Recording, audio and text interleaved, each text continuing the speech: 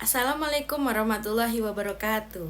Saya Dara Tribuana, NIM 230103110140. Saya dari kelas PGMI-D. Saya akan menganalisis secara mendalam terkait tentang dan peluang pengembangan kurikulum di Indonesia untuk masa yang akan mendatang. Kurikulum yang digunakan adalah berbasis keterampilan, bukan lagi berbasis pengetahuan. Jadi, pemikiran yang efektif, tindakan yang efektif, hubungan yang efektif, dan pencapaian efektif.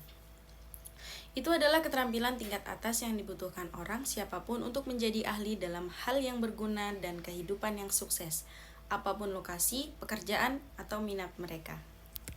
Setelah banyak pengamatan dan berbicara dengan anak-anak di seluruh dunia, saya yakin bahwa alasan terbesar mengapa anak-anak tidak puas dengan pendidikan mereka saat ini dan semakin sering gagal di sekolah dan putus sekolah dalam jumlah besar di seluruh dunia adalah metode pengajaran kita yang sudah ketinggalan zaman. Meskipun mereka pasti berkontribusi dan jauh lebih banyak bahwa apa yang kami minta untuk dilakukan dan dipelajari oleh anak-anak kami adalah bagi sebagian besar dari mereka tidak mengajari mereka keterampilan yang mereka tahu akan mereka butuhkan untuk hidup dan kesuksesan. Sebagian besar dari apa yang kami ajarkan tidak akan pernah berguna bagi mereka secara langsung. Bagaimana kita mengajar, itulah masalah sebenarnya. Dan lebih banyak lagi apa yang kita ajarkan. Ini luar biasa keterampilan yang benar-benar mereka butuhkan dan semua orang tahu itu. Jelas bagi kebanyakan anak-anak, tetapi kebanyakan orang dewasa tidak dapat melihatnya atau memilih untuk tidak melihatnya.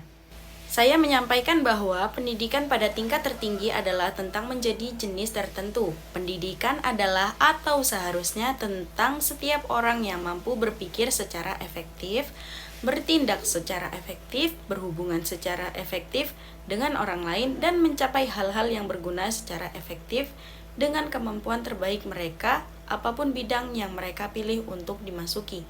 Selain itu, saya percaya bahwa untuk menjadi orang yang berpendidikan, tidak satupun dari kategori tersebut yang dapat dihilangkan, meskipun 3 dari 4 umumnya dihilangkan dari sekolah saat ini.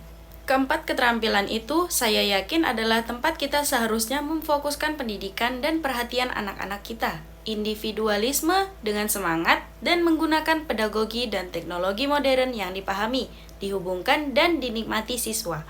Meskipun merupakan kurikulum untuk masa depan, kurikulum baru tidak berfokus terutama pada teknologi.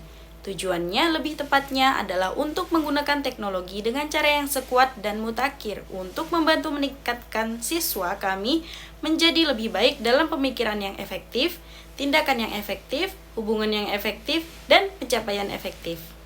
Dan selain itu, guru yang baik diperlukan untuk mengajar siswa kita untuk mengajar diri mereka sendiri dengan sengaja dan baik selama sisa hidup mereka, seperti yang harus mereka lakukan. Yang mendasari kebutuhan kita untuk mengubah kurikulum adalah pemahaman yang baru. Untuk direvisi, bukan hanya tentang konteks kita yang berubah, tetapi juga untuk apa pendidikan dalam masyarakat kita dan apa tujuannya. Belajar bukanlah tujuan pendidikan yang sebenarnya, tentu saja tidak lagi. Saat ini belajar hanyalah sarana untuk mencapai tujuan pendidikan yang sebenarnya, yaitu menjadi pribadi yang baik, cakap, dan fleksibel, yang akan membantu menjadikan dunia menjadi tempat yang lebih baik. Merupakan harapan besar saya bahwa dengan beralih ke sesuatu yang seperti kurikulum baru yang dijelaskan di sini, dan dengan memfokuskan kaum muda kita. Oleh karena itu, pada dasar-dasar sejati dari pemikiran efektif, tindakan efektif, hubungan efektif, dan pencapaian efektif yang diperoleh melalui hasrat individu dan diterapkan untuk membantu dunia. Daripada berfokus pada kids on what the tech kid today, dunia akan mengambil langkah besar menuju tujuan mendidik semua rakyatnya secara efektif, dan oleh karena itu menjadi dunia tempat yang lebih baik bagi kita semua dan cucu kita untuk hidup. Pengembangan kurikulum di Indonesia menghadapi tantangan dan peluang yang kompleks. Keterbatasan sumber daya, perbedaan kebutuhan daerah, dan dinamika global menjadi tantangan yang perlu diatasi.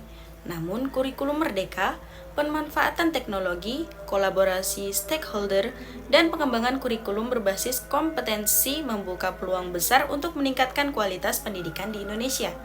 Peningkatan kualitas guru dan komitmen semua stakeholder menjadi faktor kunci dalam mewujudkan sistem pendidikan yang berkualitas dan relevan dengan kebutuhan masa depan. Sekian dari saya.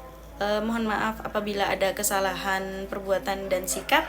Saya pamit undur diri. Wassalamualaikum warahmatullahi wabarakatuh.